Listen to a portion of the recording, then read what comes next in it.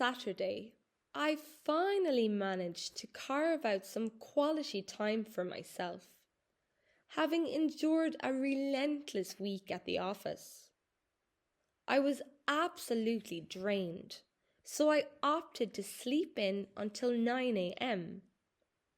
There is something undeniably therapeutic about waking up without the jarring sound of an alarm clock. Once I eventually surfaced, I brewed a pot of coffee and sat by the window, relishing the rare morning silence. The weather was impeccable. The sky was a piercing blue and the air felt unseasonably crisp. Never had I felt so keen to escape my apartment.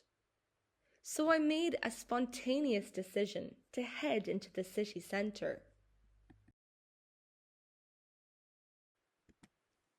I caught the 10:30 a.m. bus. Although it was fairly packed with weekend commuters, I secured a window seat and spent the journey observing the urban landscape unfolding before me. Upon arriving in the heart of the city, my appetite quickly caught up with me. I ducked into a charming cafe I'd noticed on previous trips.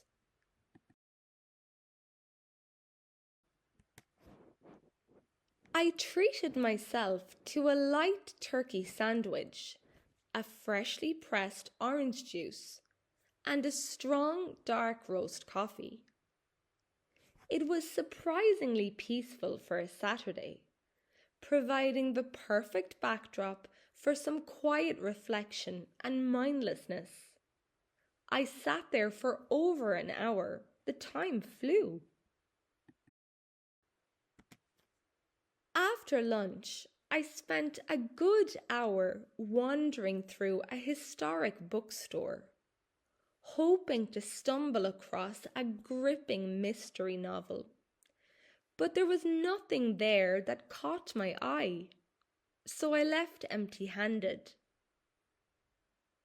In the afternoon, I retreated to the local park, which is known for its meticulously manicured gardens and variety of tree species.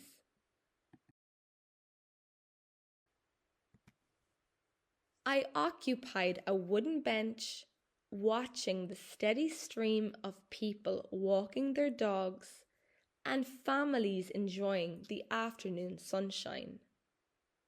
The tranquility was a stark contrast to the relentless hum of the city streets. It was utter bliss in the sunshine, and I felt completely relaxed.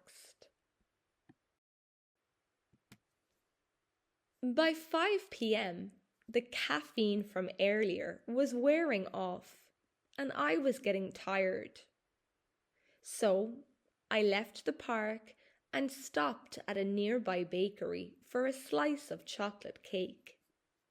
The definite highlight of my day. It was delicious. I arrived home just as the sun was beginning to set at 7 p.m.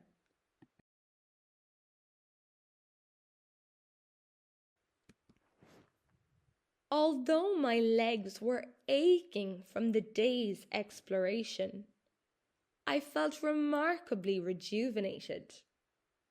I spent the remainder of the evening unwinding with a movie, and by 10:30 p.m. I was fast asleep. It was, without a doubt, the perfect way to recharge my batteries before the new week began.